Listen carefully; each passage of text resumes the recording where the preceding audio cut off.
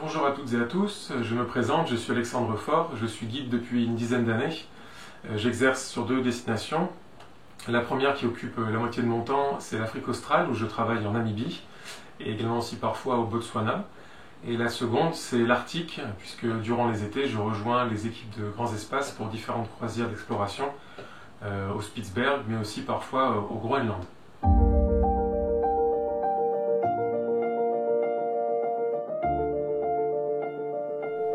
La photo que j'ai choisi de vous présenter est une photo prise l'an dernier en Namibie. Il s'agit d'un troupeau d'éléphants dans la rivière Ouab. Donc je vous mets un peu le contexte. On se trouve dans le désert du Namib, une zone très sèche, extrêmement sèche même, très rude, souvent battue par les vents.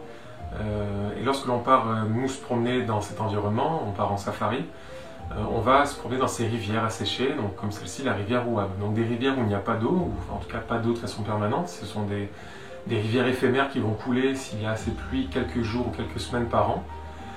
Et malgré tout, ces rivières, même si elles sont asséchées, ont toujours une ressource en eau, mais une ressource souterraine, ce qui permet aux plantes de se développer en surface et du coup, par conséquent, aux animaux de survivre. Et c'est le cas du coup des éléphants du désert.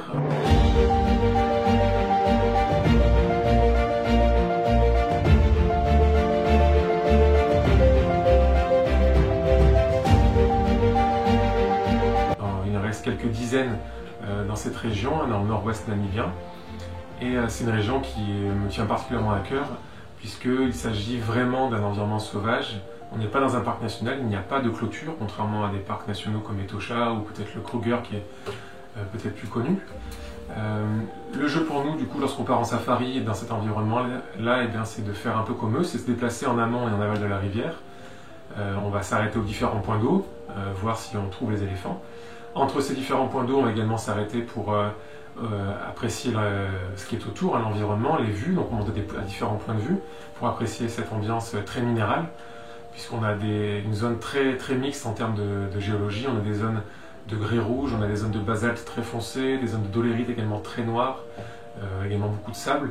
Donc c'est également très intéressant. Et puis quand on a de la chance, on tombe sur ces éléphants. Alors les éléphants, on les connaît, il ne reste pas beaucoup, donc on sait que dans cet environnement-là, dans cette rivière-là, il en reste une trentaine, et ce jour-là, on a eu de la chance d'en croiser peut-être une petite dizaine, puisque parfois ils vont se séparer. Ici, ce sont principalement des femelles avec quelques jeunes. D'ailleurs, les jeunes sont bien protégés, puisqu'ils se trouvent au centre du troupeau. Et on a eu de la chance, puisqu'ils arrivent droit sur nous, alors on ne les dérange pas du tout, on est assez loin, je suis avec un objectif et je zoome. Et en fait, les éléphants viennent près de nous, parce qu'on est placé près du point d'eau, que l'on connaît. Et les éléphants, du coup, viennent en fait boire en fin de journée, après avoir bien mangé. Et donc, on a eu la chance d'avoir cette scène-là assez incroyable d'un troupeau d'éléphants qui nous fonce dessus. On les a eus, du coup, droit dans les yeux que pour nous. Et c'est en ça que je trouve ça assez exceptionnel et que je voulais le partager avec vous, puisque c'est quelque chose qui est, à mon sens, très rare. Encore une fois, ce sont des zones totalement sauvages, des grands espaces vides, sans clôture, avec très peu de présence humaine. Et c'est ce qui en fait, du coup, pour moi, une expérience inoubliable.